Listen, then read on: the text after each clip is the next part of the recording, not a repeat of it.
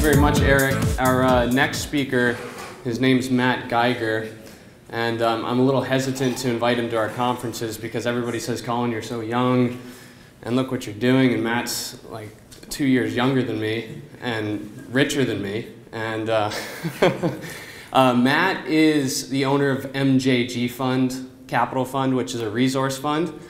He also has a tech startup that he started 3 or 4 years ago, which has a $100 million plus valuation. So he's kind of in 2 different, very unusual spaces at the same time, but they're both extremely speculative in nature. And so I always like to get his opinion, being in the tech space, which he feels maybe is frothy right now, and then being involved in the resource space. So anyway, without further ado, Matt, please come up. Hello, everyone. A lot of familiar faces here. It's good to be back at a Palisade conference. Appreciate it, Colin, Sean, putting this together. Before I get booed off the stage here, I wanted to put a slight caveat onto that. The presentation is entitled Why I Hate Gold, but Still Invest in Gold Juniors. I will say that in today's environment, with low interest rates, we're awash in liquidity, gold does look pretty good relative to most other asset classes, real estate, cryptocurrencies, tech across the world, US stock market, bond market, etc. That said, relative to the rest of the metal complex, I really do have a distaste for gold and prefer the metals that ultimately allow us to live our globalized, highly technological 21st century lifestyle. Here we go. So demand, and in my opinion, for gold, it comes from 2 of the most base, primal human emotions: vanity and fear. Vanity. So 50% of gold demand comes from jewelry. And this is really focused on China and India. Between those 2 countries, 65% of jewelry demand is found between the 2 of them. India actually is about 10% more than China, at least as of Q2 2017. A lot of people will say we're seeing the rise of the middle class in India. Of course, that's going to result in more jewelry being purchased, etc. I would say there is some correlation there, but if you're moving into the middle class, the very first thing you do is not going to be to buy a gold watch or a necklace for your wife. You want a metal roof over your head. You want a car or a bike that can take you to and from work. You want electric appliances. You want a smartphone to be able to connect with the world. So for me, this is not an area that gets me too excited in terms of jewelry demand for gold. 40% of gold is also going into safes and vaults. This is kind of amongst 3 different areas. The first would be individual investor demand for gold coins and bars. The second would be central bank demand in order to diversify and buy gold. And then the third is ETFs. Ultimately, we do see a world awash in liquidity. We're not seeing this demand, both from, well, central bank, we're seeing it to some demand.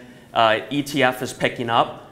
But again, this is stuff that's just going to sit in the ground. It doesn't help us live our 21st century lifestyle, and it's really the fear aspect of it, which I do not appreciate. Consumer. So gold is actually a very useful metal. It's the most conductive, even more so than silver. If the price was maybe 1/50th of where it is today, or equal to silver, there'd be no reason to use silver in anything. But the fact is, at these current gold prices, you're really priced out from using gold in anything industrial. And that's kind of what gets me excited. So there is use in the medical field. There is use for purification and other things. But for now, gold, unless it dramatically declines in price, will not have major industrial applications. And that is not interesting to me.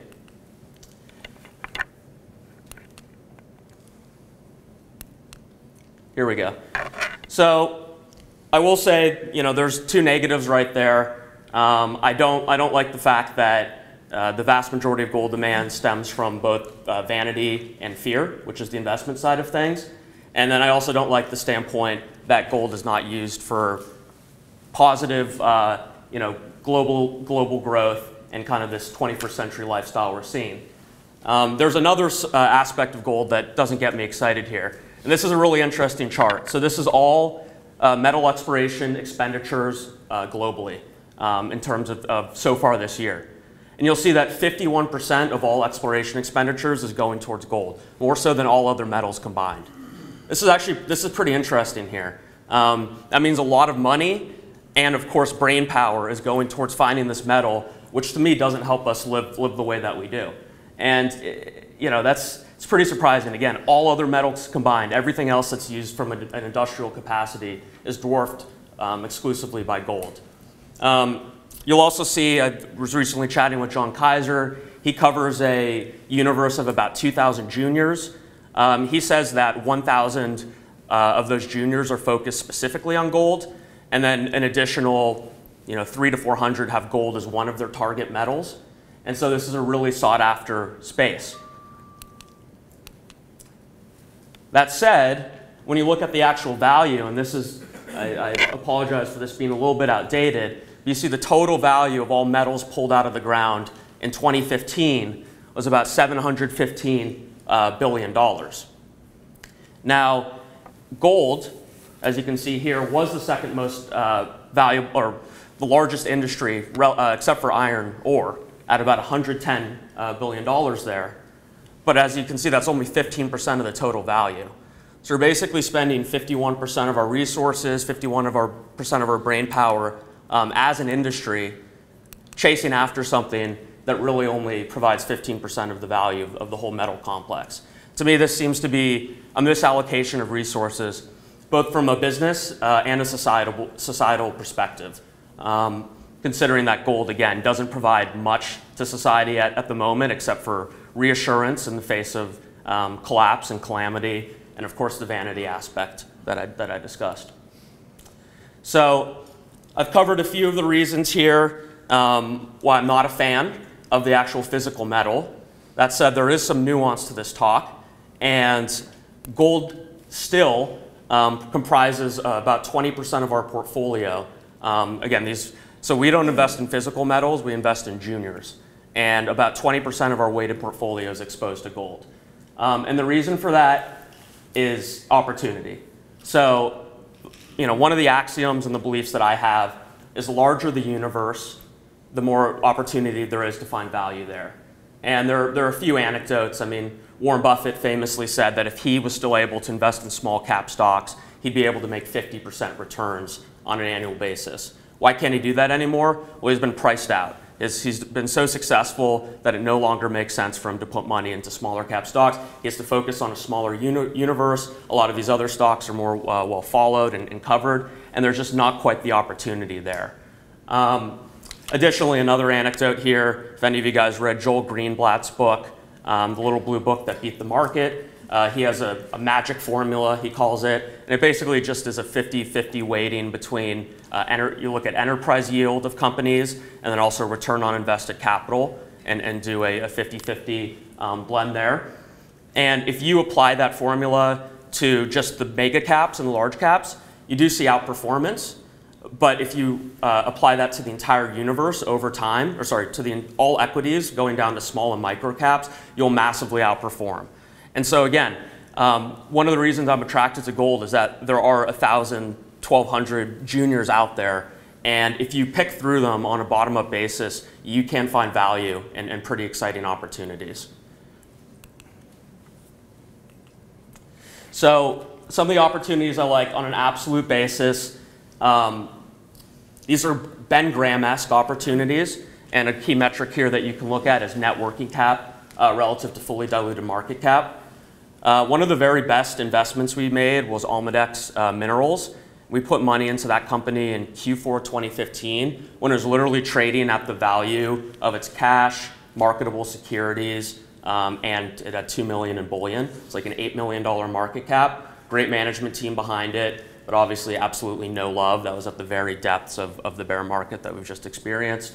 That company proceeded to go up 10x. We actually exited the stock at around $1.60. It went up to $2. Now it's come back to $1.30. It's still an interesting opportunity, but right there, that is just pure classic value investing. And to me, that got me really excited. And if you look at the gold complex right now, I can name 5 or 10 stocks off the top of my head right now, trading at or below the value of its net working capital. You know, Golden Valley Mines, Minco Gold, DGR Global, Chalice, Batero,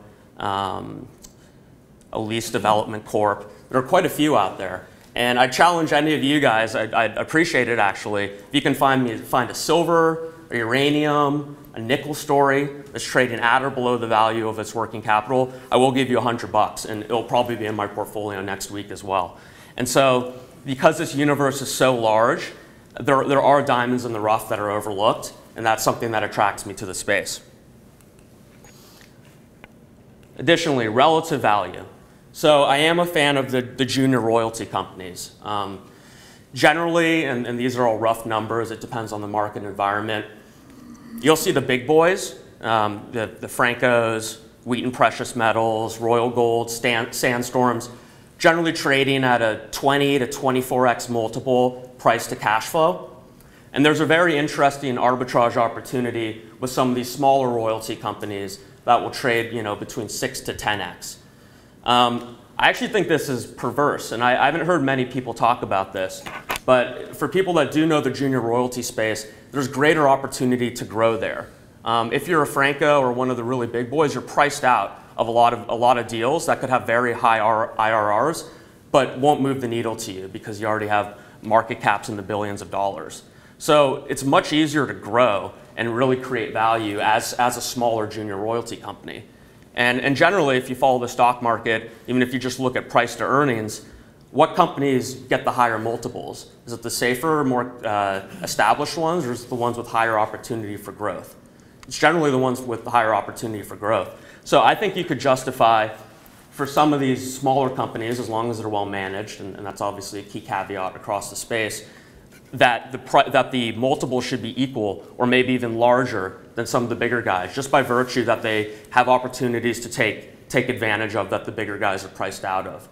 So to me, whether it's the EMXs of the world, the Golden Valleys, Metallas, there's exciting opportunity from a junior perspective. So here's the paradox. Gold is one of my least favorite metals for the reasons I went through earlier.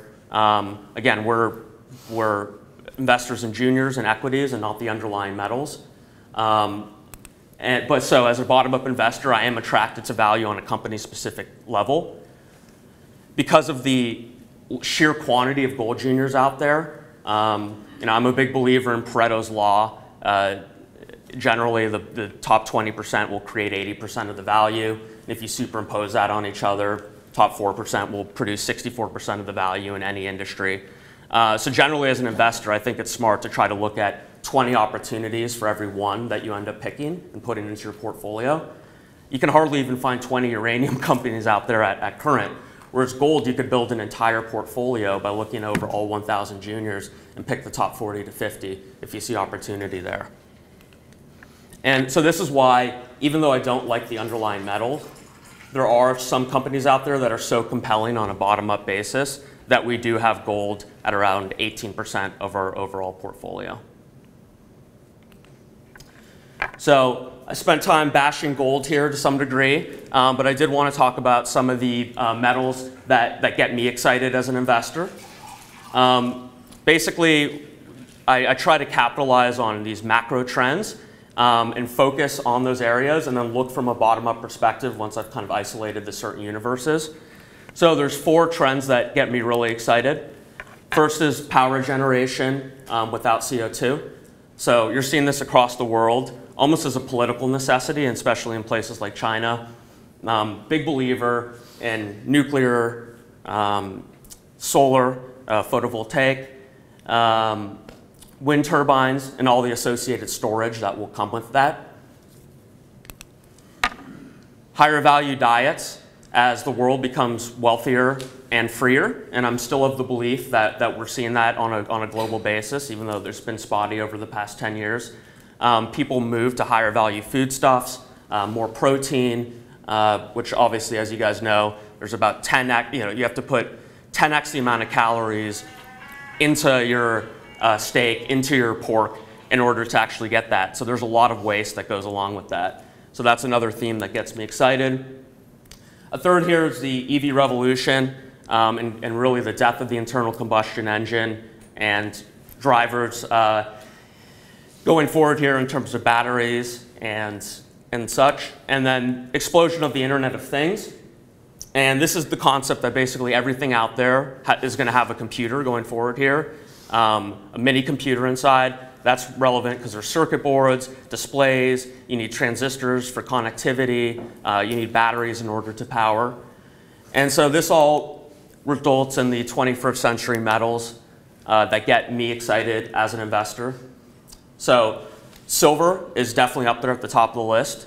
You guys may know 55 to 60% of silver actually goes into industrial uses. Relevant for PV solar panels from the power generation standpoint. Relevant for water purification, which can fit into the higher value diets thesis. And also with electric cars. You haven't heard too much discussion about this recently, but I think the dialogue will pick up. There's actually 10x more silver used in EV vehicles versus internal combustion engines, so there's opportunity right there. Uranium falls into the power generation standpoint.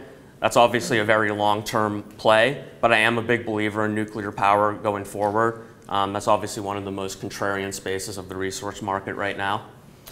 Copper, that fits into the power generation thesis with copper wiring. It fits into the EV revolution theme, where you have about 4 to 5x more copper being used in electric vehicles relative to internal combustion engines. Rare earth metals are relevant, and that's been a place, a space that's been absolutely loathed since 2011, 2012. But there's excitement there in terms of power generation. Wind turbines, especially the heavier rare earths, are highly necessary there for the high-powered magnets.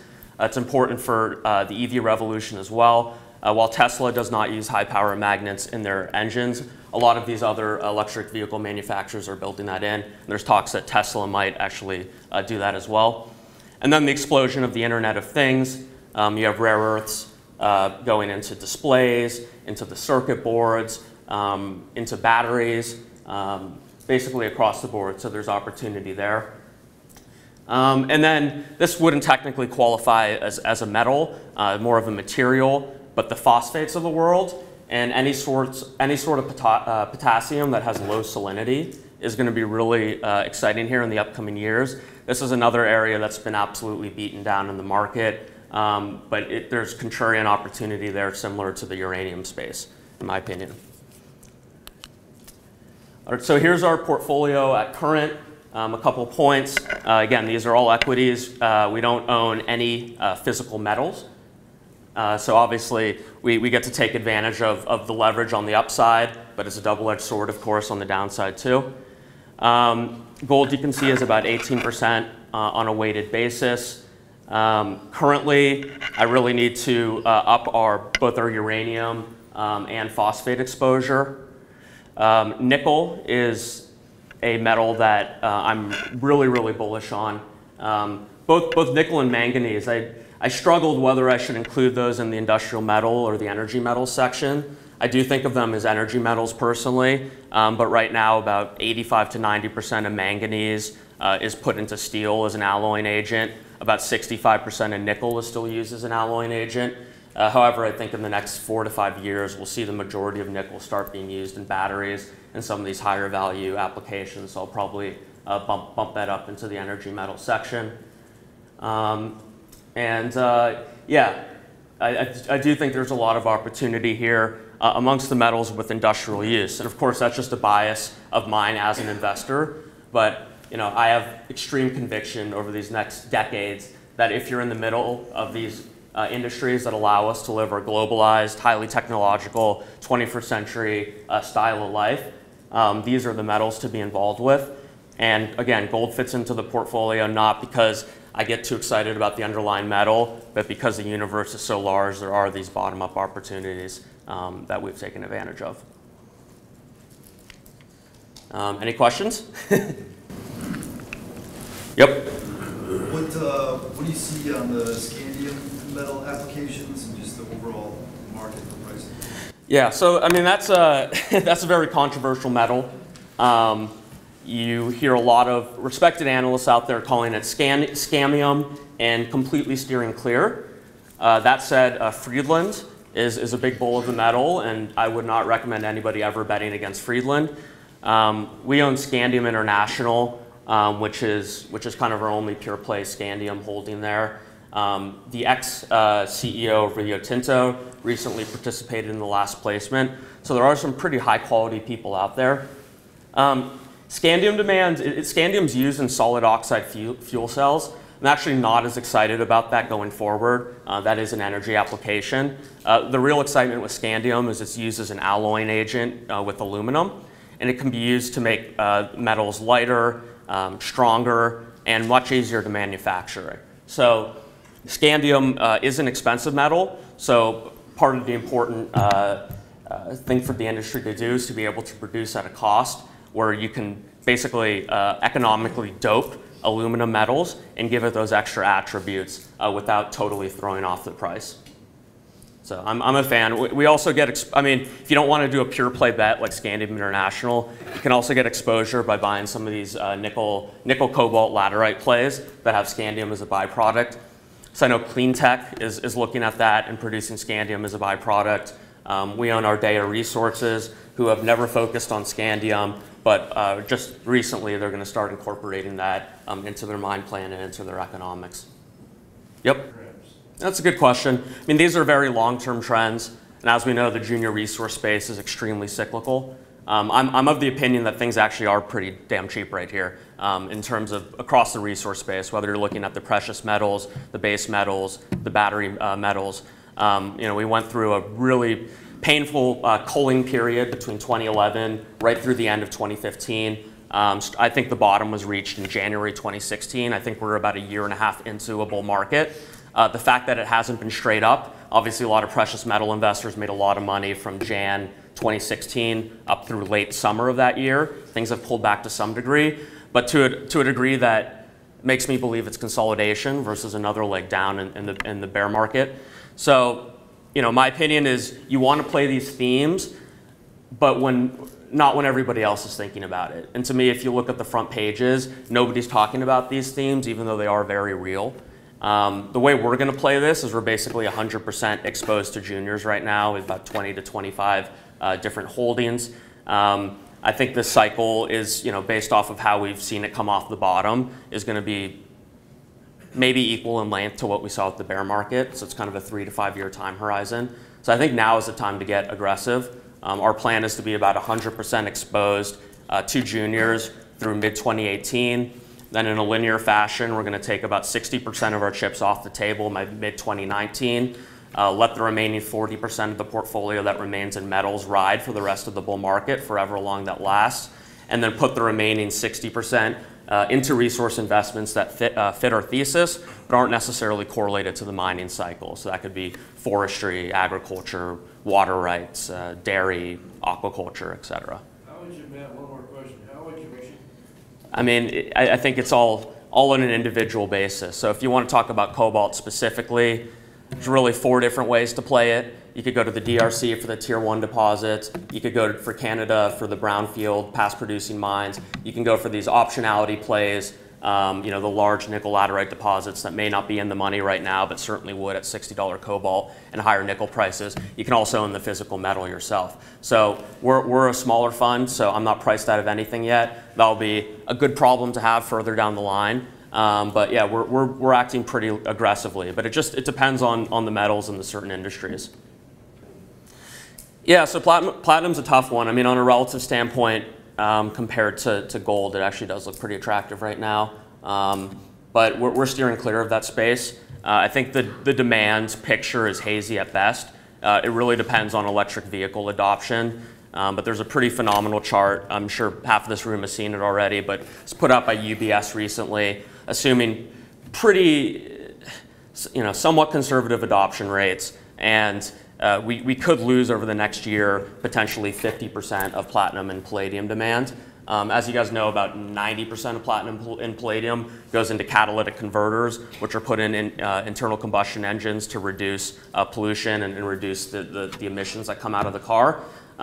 If we're moving to electric vehicles, to my knowledge, there's not an ounce of platinum or palladium put into these EVs. And that could be a pretty nasty disruption for the industry. That said, you do want to look at bottom-up opportunities. If that's the general consensus and people absolutely poo-poo the space, if you can get involved in platinum and palladium plays that are trading very close to the value of their working capital and you kind of get free upside with very limited downside, there may be opportunity there. But I don't view those metals as fitting into the themes that I mentioned. Yep. Why have you left out graphite? You need 20 times more graphite than lithium for batteries.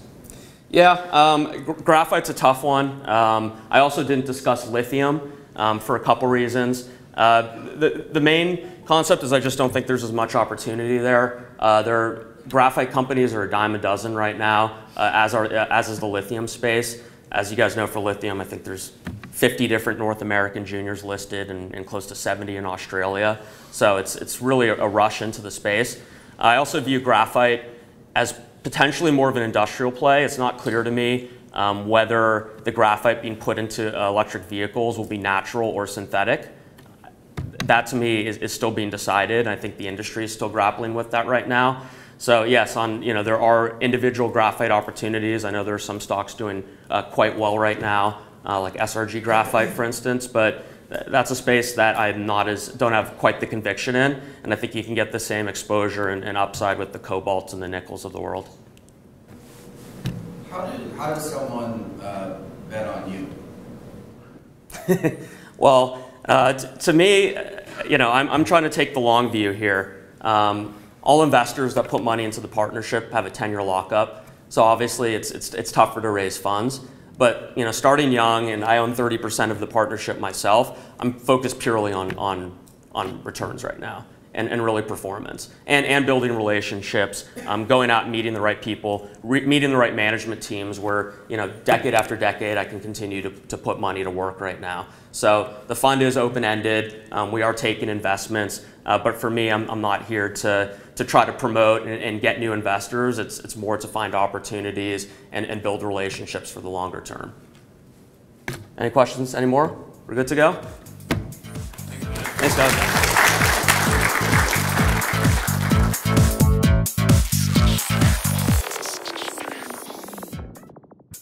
Think you understand the junior mining sector and you think that the participants in the mining sector, junior mining sector, are good people and kind people, hit the bid. How violent that term could be, it actually could be quite violent. It could be a rip your face off uranium rally. And the world is always going to need raw materials. It's going to need copper and gold and nickel and so forth. Totally destabilized. Hey, Troll, did you hear what's going on in Yemen?